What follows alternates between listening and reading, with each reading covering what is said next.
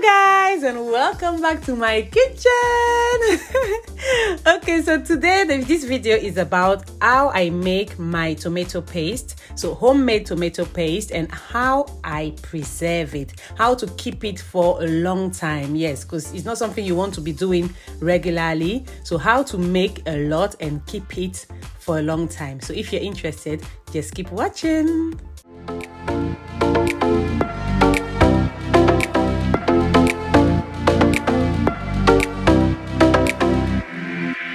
Okay guys, so here are my tomatoes. They've been cleaned, washed and everything. So I'm going to show you how to make the tomato paste. Yes, the basic way of making it, where how I make it. Yeah, the easiest way actually of making it, because there are many ways, but this is the easiest. So first of all, I'm just going to cut all my tomatoes. Yeah, I'm going to cut them because they are too big, just so that they can fit in the blender, and we're going to blend it. We are not adding no water whatsoever, no liquid, nothing, just the tomatoes, and blend it. They are full of water already, naturally full of water. So you don't need to add anything, just blend the whole thing smooth.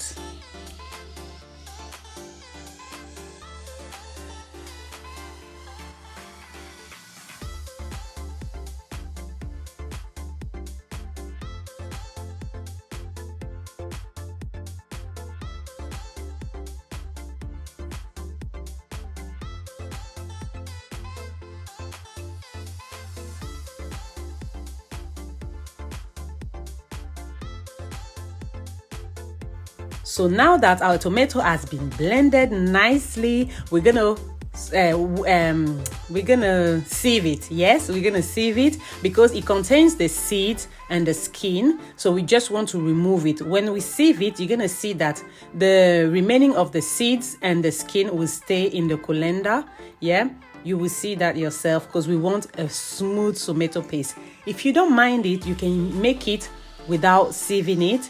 But if you want the smooth tomato paste that you see in the supermarket and out there and all that, it's best to sieve it. Yep. And yeah, we're gonna get rid of it. Look at what we have here. This is why we are sieving it. We're gonna get rid of this. So now that we are done, this is what we get. Yeah, I'm just gonna do the remaining one and we continue.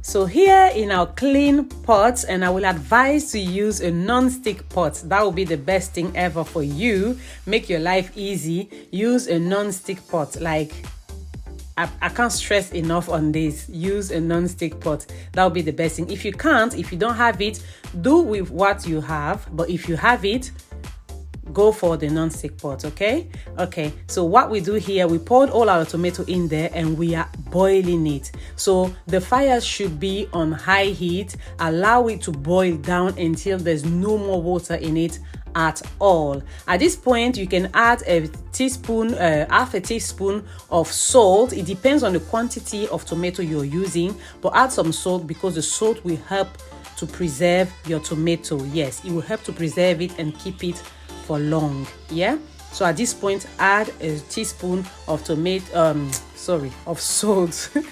A teaspoon of salt. Yes, now that we've boiled it, look at that, it's gone down. And don't cover while you're boiling it. Make sure you don't cover it. What I just removed from the pot there is a cover, but it's not a real cover. It's like splash guards, so air goes through it because there's dots, in it. So it's just so that it doesn't splash everywhere, but it can still evaporate, because we want the water to evaporate completely. So this is what it's looking like. I'm not satisfied yet because I find it a bit liquid, so I'm just gonna allow it to boil again. Once it reaches that stage, turn the fire to down, yes, medium to low, and allow it to go slowly until all the water is out. I'm still not really satisfied. I'm still gonna leave it a little bit more, yeah, until it becomes very thick, and then I will remove it.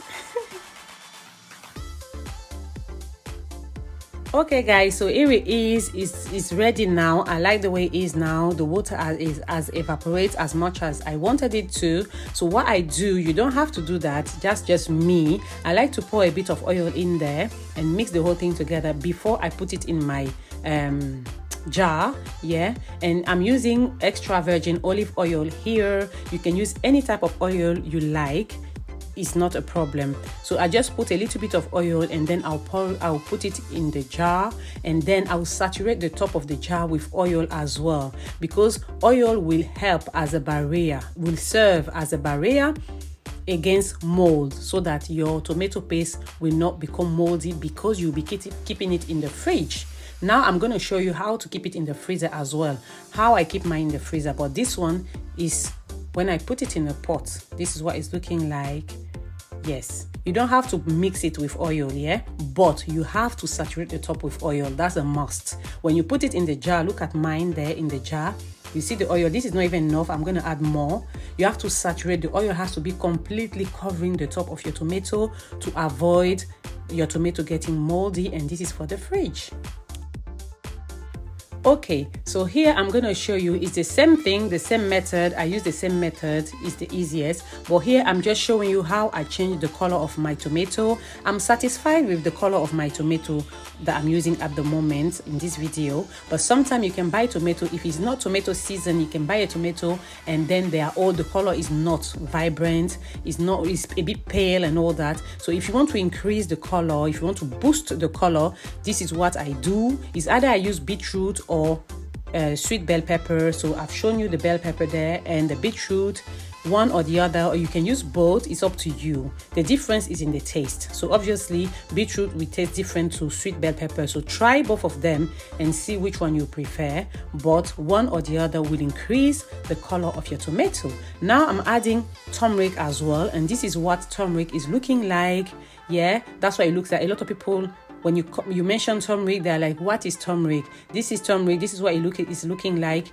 It looks like ginger, but it's smaller than ginger, and the inside is orange as a carrot. Yeah, this is what it's looking like inside and out. And I use turmeric to preserve, to keep it for a long time. Yes, if you didn't know, turmeric is a food preservatives, so it's very good. I use it for my ginger paste, for my garlic paste. Yes, almost everything that I can use it into, I put a bit in there because it's a very good preservatives. So I add a little bit in there. You can add either that or the salt, because salt preserves your tomato paste as well, but either that or the salt or both of them is up to you, but they both do the same job.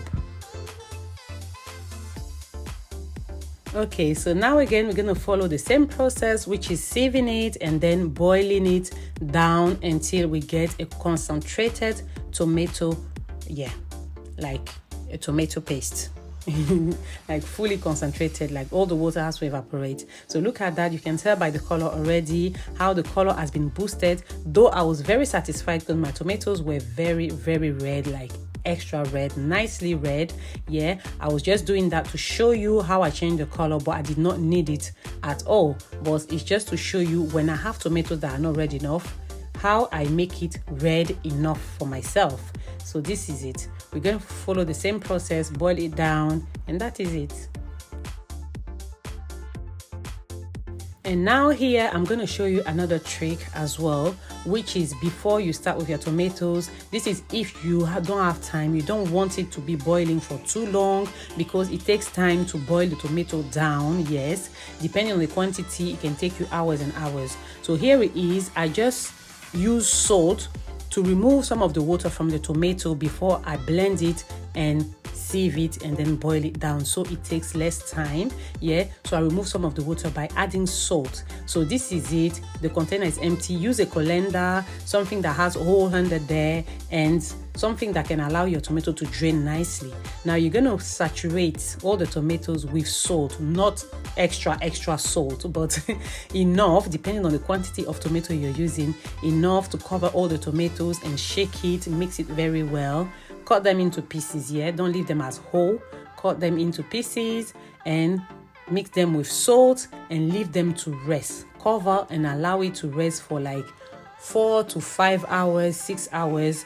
no problem. When you come back, you're gonna see it's gonna dehydrate the tomato. The salt is a dehydrator as well, so the salt is gonna help extract water from your tomatoes, which is gonna save you time. Look at all this water from that tomato. Yes, we didn't add no water, nothing.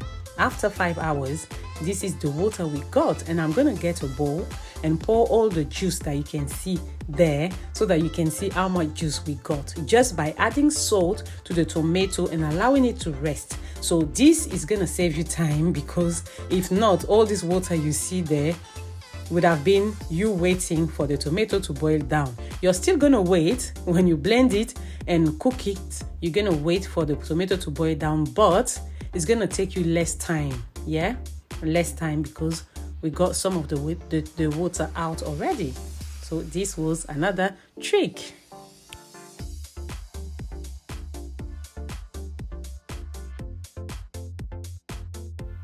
Okay guys, so here it is. I've shown you how I put my tomato paste in a jar when I want to keep it in the fridge. Now I'm going to show you how I keep it in the freezer so that it can last for longer, way longer. Yeah, so I use ice cubes. I put them all in the ice cube and I freeze them and come back the next day. And now in the fridge it's gonna last, but it's not gonna last as long as the freezer, because in the fridge you can keep it for, let's say, maximum of 2 weeks or something like that. But in the freezer you can keep it for maybe 3 months, 4 months, 5 months.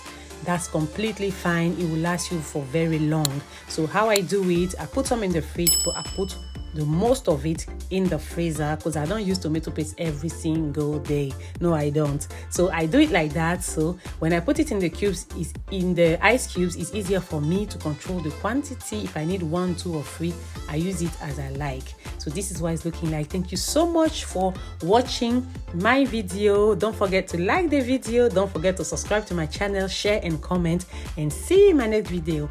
Bye.